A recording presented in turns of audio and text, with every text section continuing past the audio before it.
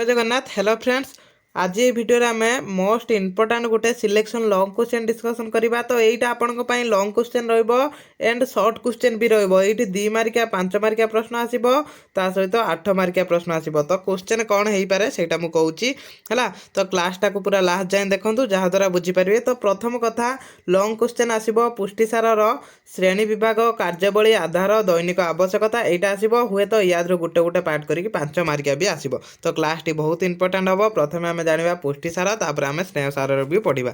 तो जो मानकर एग्जाम अच्छी तो एक्टिव रुहतु। आज 10टा सुधा सब जाक क्लास अपलोड हम।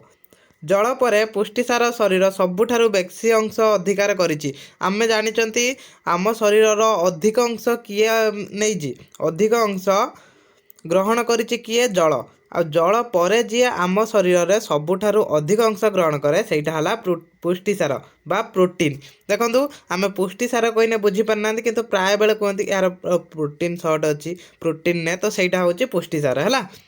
शरीर अत्यावश्यक उपादान गुड़िक मध्य पुष्टिसार शीर्ष स्थान ग्रहण करिछि। व्यक्ति शरीर ओजन एक षष्ठांश पुष्टिसार। तो पुष्टिसारटा कौन करता मनीष शरीर ओजनटा बढ़ी था, से तो आम प्रोटीन नियंती सब किणिकी देखिए प्रोटीन खाऊँ, से सब कौन पाई शरीर ओजन वृद्धि पाई। देखो क्लास टी बेसी लंग हेन, जी भी बुझा क्लास से करवा। यह मध्य एक तृतीयांश पेशी रे, एक पंचमांश अस्थिरे, एक दशमांश चर्मरे एवं बड़का अंश तंतु और शरीर रे जल अंश रही है। तो यहाँ मन रखिथे पुष्टिसार समस्त जीवंत प्राणी और उद्भिद कोष एक अंश भाव में अवस्थित।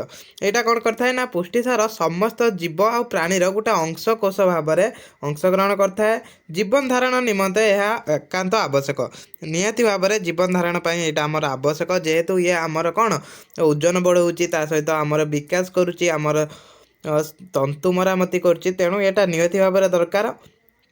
जड़े बयस प्राप्त व्यक्ति शरीर में प्राय 20% भाग पुष्टिसार थाए। शरीर समस्त एंजाइम पुष्टि तैयारी होता है। ये 1 मार्किया प्रश्न आसीबो। शरीर समस्त एंजाइम डैश द्वारा सृष्टि होता है बा तैयारी होता है, पुष्टिसार द्वारा तैयारी होता है। केवल मलमूत्र और पित्तरस पुष्टिसार न थाए। तो एतिकी फास्ट इंट्रो पार्ट लिखिबे, तापर पुष्टिसार गठन। तो पुष्टिसार किभली गठित होता है एटा मोस्ट इंपोर्टेंट। तो यही सब पुष्टिसार गठन एगुड़ाक 2 मार्किया 5 मार्किया होकर आसे। पुष्टिसार एक जटिल यौगिक जैवक्षारजान संबलित जैविक पदार्थ जहाँकि केते गुड़िया अमीनो अम्ल एसिड रु गठित। माने यहाँ क्या गठित आम जानिले, ये 1 मार्किया भी आसीबो अमीनो अम्ल एसिड रु गठित। एथिरे अंगारक, हाइड्रोजेन एवं जैवक्षारजान रही। अधिकांश पुष्टिसार रे सल्फर एवं ओ केते करे फस्फरस रही थाए। ये कौन कहला ना, केतेक पुष्टिसार अंगारक थाए, हाइड्रोजेन थाए, ता सहित जैवक्षारजान थाए, ता सहित अधिकांश पुष्टिसार सल्फर थाए, आउ केतेक फस्फरस भी थाए। केतेक विशेष पुष्टिसार लौह, आयोडीन, तंबा इत्यादि धातव लवण रही। स्नेहसार पुष्टिसार मिसी लिपोप्रोटीन गठन करें। तो यहाँ एतिकी ही लिखंतु। तापर पुष्टिसार प्रायतः 16% भाग जैवक्षारजान रही है। यहाँ मन रखिथे 1 मार्किया यहाँ आसे है। तापर विभिन्न अमीनो अम्ल गुड़िक पुष्टिसार तैयारी पाई संयुक्त होता है। ताने पुष्टिसार तैयारी पाई कौन दरकार पड़े, अमीनो अम्ल। यहाँ मन रखिथे है। प्राय 22टी मौलिक अमीनो अम्ल पुष्टिसार गठित। जहाँ भी क्लास होची एटा मन रखिए, यहाँ मेन रही है 22 बोली मन रखिथे है। 22 अमीनो अम्ल गठित। तापर तार श्रेणी विभाग पढ़ा कौन कराई ना, अमीनो अम्ल गठन अनुसार एक सब भाग भाग कराई।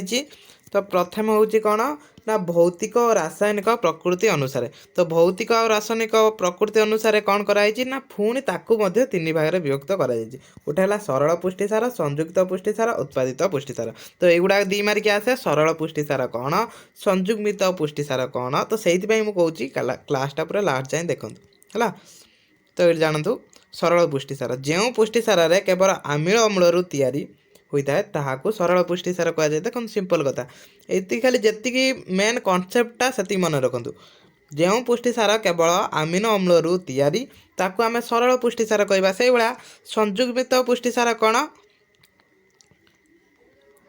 ସରଳ ପୁଷ୍ଟିସାର ସହ କେତେକ ଅଣପୁଷ୍ଟିସାର ଉତ୍ପାଦରେ ମିଶି ରହିଲେ ତାହାକୁ ସଂଯୁକ୍ତ ପୁଷ୍ଟିସାର କୁହାଯାଏ। ଏଠି କ'ଣ ହେବ? ସରଳ ପୁଷ୍ଟିସାର ସହିତ ଅଣପୁଷ୍ଟିସାର ଉପାଦାନ କ'ଣ ହେବ? ମିଶିକି ରହିବ। ତ ଏଇଗୁଡ଼ା କେହି ଇଗ୍ନୋର କରିବେନି, ଏଗୁଡ଼ାକ ଆସିବ 2 ମାର୍କିଆ ଏଗୁଡ଼ାକ ଆସେ। ତ ବହିର ଅଧିକ ରୁହେ କିନ୍ତୁ ଯେତିକି ଲେଖିବେ ତ ସେତିକି ମୁଁ କହିଦେଉଛି। ତାପରେ ଉତ୍ପାଦିତ ପୁଷ୍ଟିସାର ଏଟା କ'ଣ କୁହାଯାଏ? ନା ପୁଷ୍ଟିସାର ଉପରେ ବିଭିନ୍ନ ଏନଜାଇମ୍ର ପ୍ରତିକ୍ରିୟାରେ ଯେଉଁ ଅଣୁଗୁଡ଼ିକ ସୃଷ୍ଟି ହୋଇଥାଏ ତାହାକୁ ଉତ୍ପାଦିତ ପୁଷ୍ଟିସାର କୁହାଯାଏ। ବାସ୍ ଏତିକି ମନେ ରଖନ୍ତୁ। ତାପରେ ଏଗୁଡ଼ାକ ତ ପଢ଼ିପାରିବେ ଆରାମସେ ନା, ଏତିକି ମନେ ରଖିବେ। ତାପରେ ଆମିନୋ ଅମ୍ଳ ଗଠନ ଅନୁସାରେ, ତ ଆମିନୋ ଅମ୍ଳ ଗଠନ ଅନୁସାରେ ବି କ'ଣ ହେଇଛି ନା ଭାଗ କରାଯାଇଛି। ଏଇଟା ଦେଖନ୍ତୁ ଆମିନୋ ଅମ୍ଳ। ପୁଷ୍ଟିସାର ଖାଦ୍ୟରେ ପ୍ରାୟ 22 ଗୋଟି ଆମିନୋ ଅମ୍ଳ ରହିଥାଏ। ତ ପୁଷ୍ଟିସାର ଖାଦ୍ୟରେ କେତୋଟି ଆମିନୋ ଅମ୍ଳ ରହିଥାଏ? 22ଟି ରହିଥାଏ। ମନେ ରଖିବେ, 1 ମାର୍କିଆ ପ୍ରଶ୍ନ ଆସିବ। ଏଥିମଧ୍ୟରୁ 12ଟି ଆମିନୋ ଅମ୍ଳ ଶରୀରର କେତୋଟି ଅଣପୁଷ୍ଟିସାର ଉତ୍ପାଦନରୁ ତିଆରି କରିପାରେ? ଏଗୁଡ଼ିକ ଅପରିହାର୍ଯ୍ୟ ଆମିନୋ ଅମ୍ଳ କୁହାଯାଏ। ସେସବୁ କ'ଣ କୁହାଯାଇଥାଏ? ନା ଅପରିହାର୍ଯ୍ୟ ଆମିନୋ ଅମ୍ଳ କୁହାଯାଏ।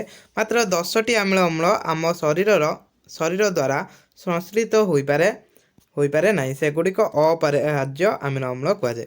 ତ ଏତିକି ମନେ ରଖିବେ। ତାପରେ ଦେଖନ୍ତୁ, ଯେହେତୁ ଏକ୍ଜାମ୍ ଅଛି ତ ବିକ୍ରମ ଦେବ ୟୁନିଭର୍ସିଟି ପିଲା ହିଁ ଦେଖୁଥିବେ ମୁଁ ଜାଣିଛି, କାହିଁକିନା ତାଙ୍କର ରିସେଣ୍ଟ ଏକ୍ଜାମ୍ ଅଛି। ତ ତାଙ୍କର ସେଥିପାଇଁ ଆମେ ସମ୍ପୂର୍ଣ୍ଣ ଆଉ ଡିସ୍କସନ୍ କରିପାରୁନାହାନ୍ତି। ତ ଆମେ କ'ଣ କରୁଛନ୍ତି ନା ଏଇଟା କଭର୍ କରୁଛନ୍ତି। ତାପରେ ଏଇ ଦେଖନ୍ତୁ ଆମିନୋ ଅମ୍ଳ ଗଠନ ଅନୁସାରେ ଏଇଠି ସମ୍ପୂର୍ଣ୍ଣ ପୁଷ୍ଟିସାର, ତାକୁ ଭାଗ କରାଯାଇଛି। ଆମିନୋ ଅମ୍ଳ ଗଠନ ଅନୁସାରେ ସମ୍ପୂର୍ଣ୍ଣ ପୁଷ୍ଟିସାର, ଆଂଶିକ ପରିପୂର୍ଣ୍ଣ ପୁଷ୍ଟିସାର, ଅସମ୍ପୂର୍ଣ୍ଣ ପୁଷ୍ଟିସାର। ତ ସମ୍ପୂର୍ଣ୍ଣ ପୁଷ୍ଟିସାର କାହାକୁ କୁହାଯାଏ? ଯେଉଁ ପୁଷ୍ଟିସାର ଖାଦ୍ୟରେ 10 ଗୋଟି ଅପରିହାର୍ଯ୍ୟ ଆମିନୋ ଅମ୍ଳ ଆବଶ୍ୟକ ପରିମାଣରେ ରହିଥାଏ ତାହାକୁ ସମ୍ପୂର୍ଣ୍ଣ ପୁଷ୍ଟିସାର କୁହାଯାଏ। ତ ମନେ ରଖିଥିବେ କେତୋଟି ଆମିନୋ ଅମ୍ଳ ଥିବା ଦରକାର? 10ଟି। ତା ସହିତ ଆଂଶିକ ପୁଷ୍ଟିସାରରେ କେତୋଟି ରହିବା ଦରକାର? 9ଟି। ଆଉ ଅଣପୁଷ୍ଟିସାରରେ କେତୋଟି ରହିଥିବ? ନା ମାତ୍ର ଗୋଟିଏ କିମ୍ବା 2 ଆମିନୋ ଅମ୍ଳ ରହିଥାଏ, ତାହାକୁ ଅସମ୍ପୂର୍ଣ୍ଣ ପୁଷ୍ଟିସାର କୁହାଯାଏ। ତ ଏଇଟା ଆରାମସେ ମନେ ରଖିପାରିବେ। ତାପରେ ଆଧାର ଅନୁଯାୟୀ, ତାର ଆଧାର ଅନୁଯାୟୀ ଭାଗ କରାଯାଇଛି। ଗୋଟେ ହେଲା ପ୍ରାଣୀଜ ଆଧାର ଆଉ ଉଦ୍ଭିଦଜ ଆଧାର। ପ୍ରାଣୀଜ ଆଧାର କ'ଣ? ପ୍ରାଣୀଜ ଖାଦ୍ୟ ଯଥା ମାଛ, ମାଂସ, ଅଣ୍ଡା, କୁକୁଡ଼ା, ଦୁଗ୍ଧ, ଛେନା ଇତ୍ୟାଦି ମିଳୁଥିବା ପୁଷ୍ଟିସାର ପ୍ରାଣୀଜ ପୁଷ୍ଟିସାର କୁହାଯାଏ। ତ ଯେଉଁ ସବୁ ପ୍ରାଣୀ ପାଖରୁ ଯାହା ସବୁ ମିଳୁଛି ପୁଷ୍ଟିସାର ସେଇଟା ପ୍ରାଣୀଜ ପୁଷ୍ଟିସାର କହିବା। ତାହେଲେ ଉଦ୍ଭିଦଜ କାହା କହିବା? ନା ଯେଉଁଗୁଡ଼ାକ ଉଦ୍ଭିଦରୁ ମିଳିଛି ସେଇଗୁଡ଼ା ତାକୁ ଆମେ ଉଦ୍ଭିଦଜ କହିବା। ଏଇଠି ଦେଖନ୍ତୁ ଉଦ୍ଭିଦଜ ପୁଷ୍ଟିସାର କ'ଣ? ନା ଉଦ୍ଭିଦରୁ ମିଳୁଥିବା ପୁଷ୍ଟିସାରକୁ ଉଦ୍ଭିଦଜ ପୁଷ୍ଟିସାର କୁହାଯାଏ। ଏହା ଶସ୍ୟ ଜାତୀୟ, ଡାଲି ଜାତୀୟ ଇତ୍ୟାଦି ରହିଥାଏ। ସୋୟାବିନ୍ ଅଧିକ ପରିମାଣର ପୁଷ୍ଟିସାର ରହିଥାଏ। ଏଇଟା ମନେ ରଖିଥିବେ, କାହାଥିରେ ଅଧିକ ପରିମାଣରେ ଥାଏ? ସୋୟାବିନ୍ର ଥାଏ। ତାପରେ ପୁଷ୍ଟିସାରର କାର୍ଯ୍ୟ। ତ ପୁଷ୍ଟିସାରର କାର୍ଯ୍ୟ କ'ଣ? ପୁଷ୍ଟିସାର ଶରୀରର ବୃଦ୍ଧି ଓ ବିକାଶ କରିଥାଏ। ଖାଲି ଏତିକି ବୁଝନ୍ତୁ, ଏତିକି ମନେ ରଖନ୍ତୁ, ଏକୁ ଲେଖିପାରିବେ ଆରାମସେ। ତାପରେ ତନ୍ତୁ ପୋଷଣ କରିଥାଏ। ତାପରେ କ'ଣ କରିଥାଏ? ନା ହିମୋଗ୍ଲୋବିନ୍ ପ୍ରସ୍ତୁତ କରିଥାଏ, ଯେଉଁ ରକ୍ତ କଣିକାଟା। ଶକ୍ତି ଆଧାର, ଶକ୍ତି ଯୋଗାଇଥାଏ। ଏନଜାଇମ୍, ହରମୋନ୍, ଆଣ୍ଟିବଡି ପ୍ରସ୍ତୁତିରେ କଞ୍ଚାମାଲ ଯୋଗାଇଥାଏ। ଏସବୁ ପୁଷ୍ଟିସାରର କାର୍ଯ୍ୟ। ତାପରେ ହେଲା ଶ୍ୱେତସାର। ତ ଶ୍ୱେତସାରର ଏଇଟା ପଢ଼ିଯାଆନ୍ତୁ ହେଲା, ଯେହେତୁ ଏକ୍ଜାମ୍ ଅଛି ଆଉ ଡିସ୍କସନ୍ କରୁନାହାନ୍ତି। ଶ୍ୱେତସାରର ପଢ଼ିଥାନ୍ତୁ। ଏ ପୁଷ୍ଟିସାର ଶ୍ୱେତସାର ଉପରେ ଯାହା ବି ହଉ ଲଙ୍ଗ୍ କ୍ୱେଶ୍ଚନ୍ ଆସିବ। ତ ଏଇଟା ହେଲା ଶ୍ୱେତସାରର ଶ୍ରେଣୀ ବିଭାଗ।